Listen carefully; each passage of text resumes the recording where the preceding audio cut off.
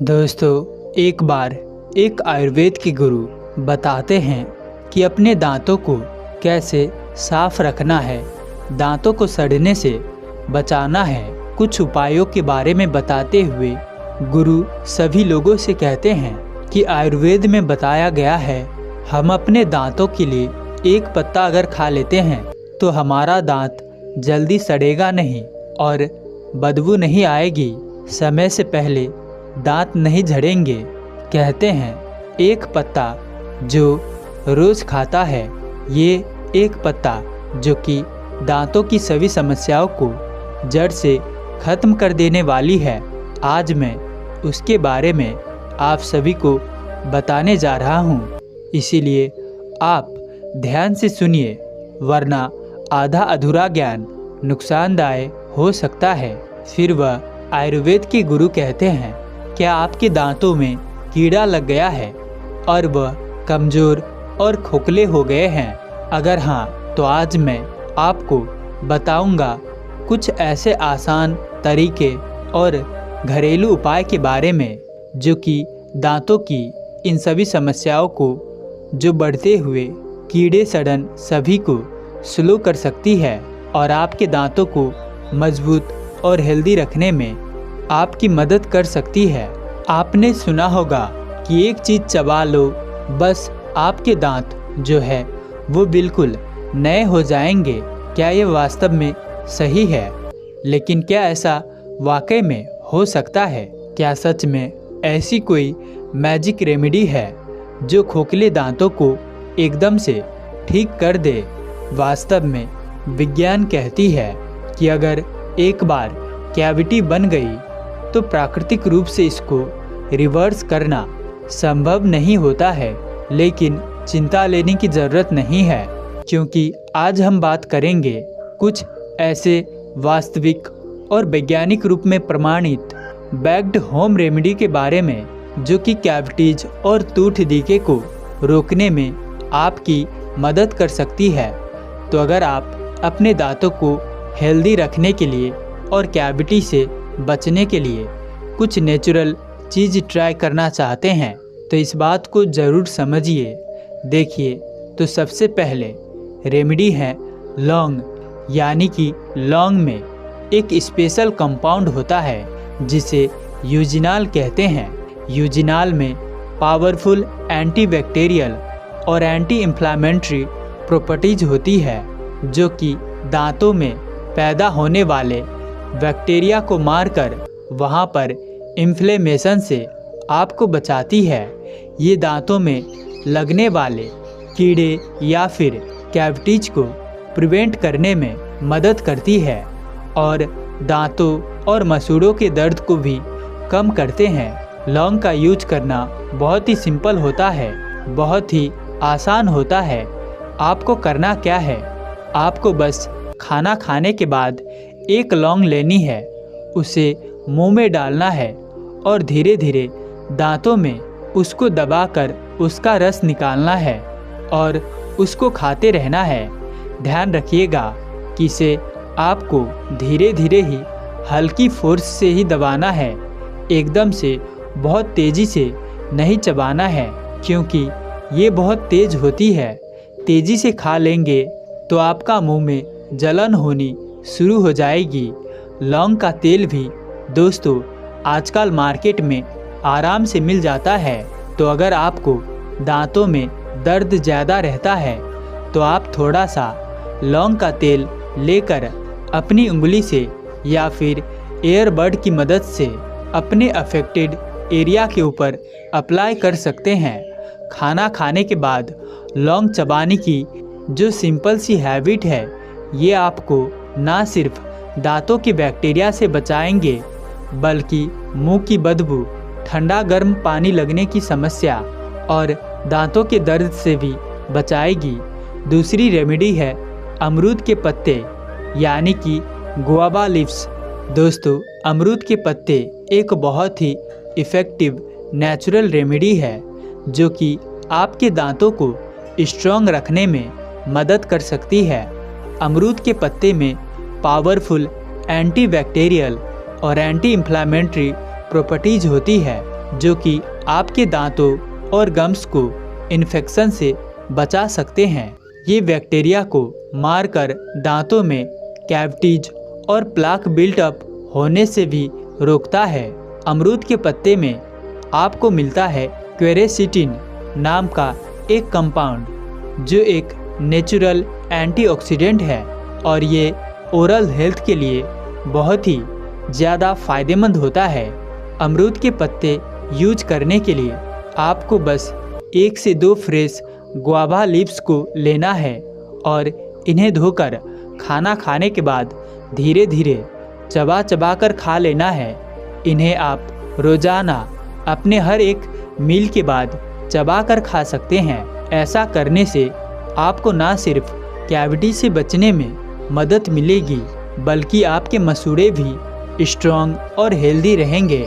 अगर आप अमरूद के पत्ते को चबाना नहीं चाहते हैं तो आप चाहे तो 1 गिलास पानी के अंदर 5-6 अमरूद के पत्ते लेकर उन्हें तोड़ लीजिए, कुचल लीजिए फ्रेश, और उनको पानी में डाल के उबाल लीजिए और इस पानी से आप एज ऑफ माउथ वॉश भी अपने मुंह को साफ कर सकते हैं।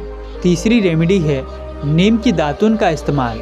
नीम के पत्तों में और इसकी दातून में पावरफुल एंटीबैक्टीरियल और एंटी फंगल और एंटी इन्फ्लामेटरी प्रॉपर्टीज होती है, जो कि दांतों की कीड़ा लगने से बचाती है और गम्स को भी स्ट्रॉन्ग बनाती है।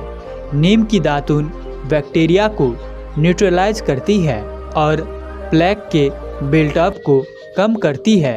इनफैक्ट नीम के कंपाउंड आपके माउथ में पीएच बैलेंस को भी मेंटेन करते हैं और इनकी वजह से आपकी जो माउथ के अंदर बैक्टीरिया की ग्रोथ है वो रुक जाती है, क्योंकि बैक्टीरिया के लिए फेवरेबल एटमॉस्फेयर एनवायरनमेंट वहाँ पर उसको नहीं मिल पाता है।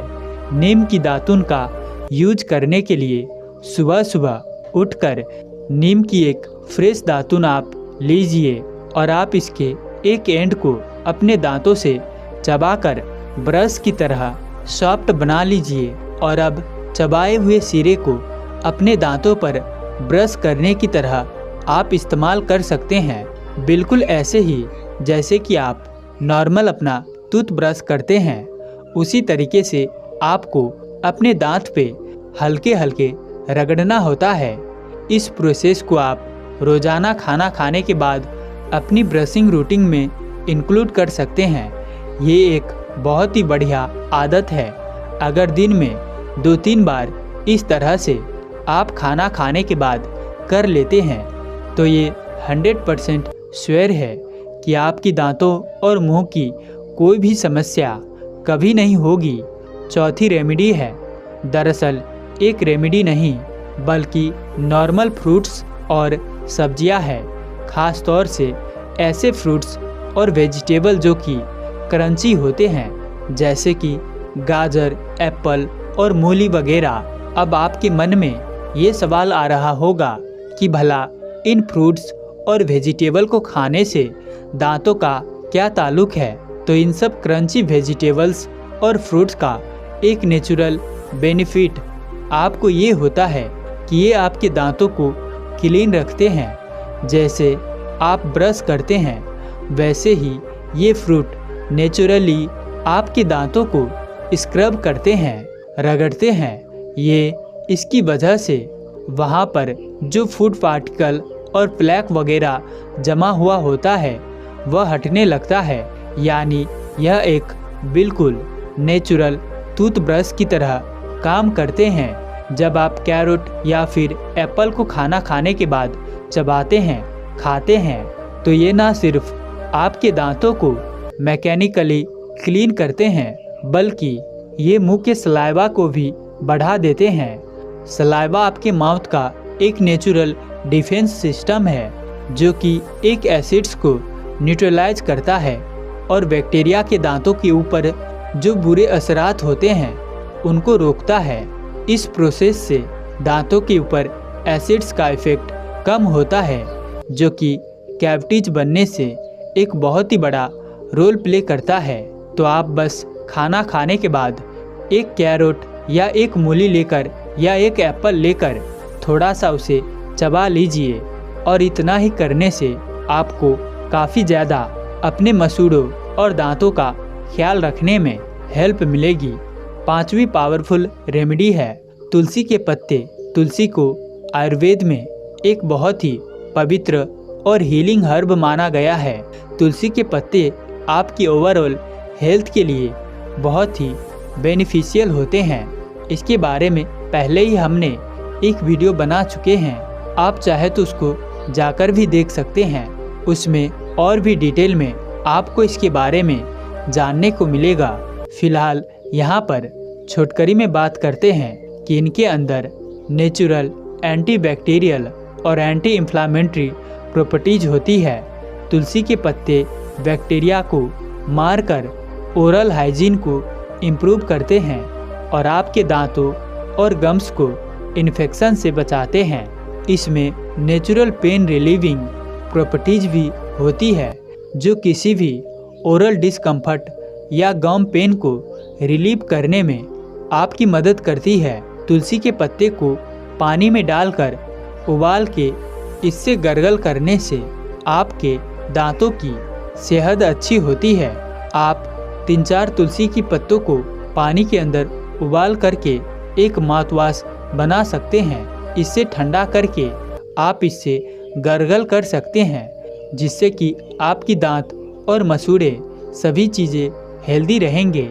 ये एक पावरफुल नेचुरल रेमेडी है जो कि आपको फ्रेश ब्रेथ और हेल्दी गम्स के साथ साथ कैविटी फ्री दांत भी दे सकती है। तो इन सभी रेमेडीज का बेस्ट रिजल्ट आपको तभी मिलेगा जब आप इन्हें नियमित अपने जीवन शैली के अंदर शामिल करेंगे।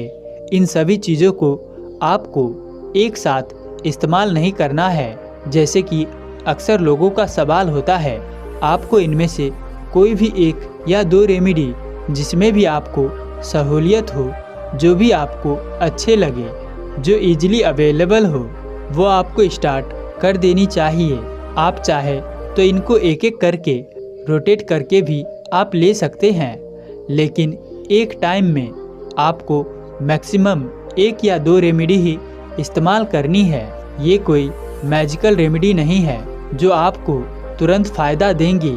1 या 2 दिन इसको इस्तेमाल करने से आपको कोई फ़ायदा ऐसा नहीं मिलेगा, लेकिन अगर आप इन्हें डेली प्रैक्टिस करते हैं, रोज़ाना रेगुलर यूज करते हैं, तो लंबे समय में इससे आपके दांतों की हेल्थ अच्छी रहेगी और आपके दांतों में कैविटी बनने की जो प्रोसेस है वो कम हो जाएगा, स्लो हो जाएगा। एक बार किसी बौद्ध भिक्षु से एक लड़का पूछता है कि भंते, बुद्ध के बालों की बनावट इतनी अलग कैसे थी? बहुत सारे लोगों की ये मान्यता है कि बुद्ध के सर पर बहुत सारे छोटे छोटे ऐसे जीव थे जो उनके बालों की बनावट अलग दर्शाते थे। बहुत सारे लोग यह भी कहते हैं कि बुद्ध एक ऐसे प्रदेश में रहते थे जहां बाल घुंघराले हो जाते थे। मेरा आपसे यह प्रश्न है कि सच्चाई क्या है? इसके पीछे का, बुद्ध के बालों के पीछे का रहस्य क्या है? वे बौद्ध भिक्षु उस लड़के से पूछते हैं, तुम्हारे भीतर यह प्रश्न क्यों उठा और इस प्रश्न का उत्तर पाने के पीछे का तुम्हारा क्या उद्देश्य है? वह लड़का उत्तर देता है, मुझे बुद्ध में रुचि है, इसीलिए मैं बुद्ध के बारे में जानना चाहता हूँ। वह बौद्ध भिक्षु कहते हैं, नहीं, तुम्हें बुद्ध में रुचि नहीं है, क्योंकि अगर तुम्हें बुद्ध में रुचि होती तो तुम उन्हें सुनते और उन्हें समझते, ना कि इस तरह के गलत प्रश्नों में फंसते। बुद्ध ने संसारी जीवन के बारे में बताया, सन्यासी जीवन में व्यक्ति की उन्नति कैसे हो, बुद्ध ने इसके बारे में बताया। बुद्ध ने बताया कि जीवन के दुखों का अंत कैसे होगा। बुद्ध ने बताया कि ध्यान कैसे किया जाता है, लेकिन तुमने बुद्ध की सारी बातों को छोड़कर बस उनके बालों को समझना चाहा। ये इस बात का प्रतीक है कि तुम्हें बुद्ध में कोई रुचि नहीं है, तुम्हें अपने मन की खुजलाहट में रुचि है। तुम चाहते हो कि किसी तरह से तुम्हारे मन की खुजलाहट मिट जाए। ठीक है, मैं तुम्हारे मन की खुजलाहट मिटा देता हूँ। तुम्हारा प्रश्न का उत्तर है, बुद्ध के बाल साधारण मनुष्य के जैसे ही थे, उनमें कोई भेद नहीं था। परंतु क्योंकि बुद्ध ने कई वर्षों तक तपस्या करी, बुद्ध ने ऐसे ऐसे कार्य करे जो कि एक साधारण मनुष्य नहीं कर सकता, इसीलिए बुद्ध को एक साधारण मनुष्य से अलग दिखाने के लिए इस तरह की चित्रकारी करी गई है। गौतम बुद्ध की आभा वास्तव में बहुत प्रभावशाली थी, बहुत चमकदार थी, लेकिन इसका यह अर्थ नहीं कि बुद्ध के सर के पीछे सूर्य घूमता रहता था, जैसा कि चित्रों में दिखाया जाता है। अगर पीछे सूर्य घूमता रहता तो कोई व्यक्ति बुद्ध के ऊपर थूक कैसे पाता? कोई व्यक्ति बुद्ध को अपशब्द कैसे कह पाता? बुद्ध बिल्कुल सामान्य मनुष्य जैसे ही थे, बस अंतर इतना था कि उनके चेहरे का तेज अन्य लोगों से अलग था, उनका आभा मंडल अन्य लोगों से अलग था। क्या अब तुम्हें समझ आ गया है कि बुद्ध के बाल कैसे थे? वो लड़का कहता है, जी हाँ महात्मन, मैं समझ गया हूँ। वे बौद्ध भिक्षु कहते हैं, तुम्हें मेरी बात बुरी तो लगेगी, पर यह सत्य है कि इस तरह के प्रश्न ये दर्शाते हैं कि मनुष्य की सोच कितनी छोटी है, उसका उद्देश्य कितना छोटा है। अगर तुम्हें बुद्ध में रुचि है तो ऐसे प्रश्न पूछो जिनसे तुम्हारा उद्धार हो, ऐसे नहीं जो तुम्हारे मन की खुजली मात्र हो। तो दोस्तों, वीडियो कैसी लगी कमेंट कर ज़रूर बताएं। साथ ही अच्छा लगा हो तो वीडियो को लाइक और चैनल को सब्सक्राइब ज़रूर कर देना। और अंत तक साथ देने के लिए मैं किशन शर्मा आप सभी का दिल से बहुत बहुत धन्यवाद करता हूँ। मिलते हैं ऐसे किसी और नए वीडियो के साथ, तब तक के लिए अपना ख्याल रखें। धन्यवाद।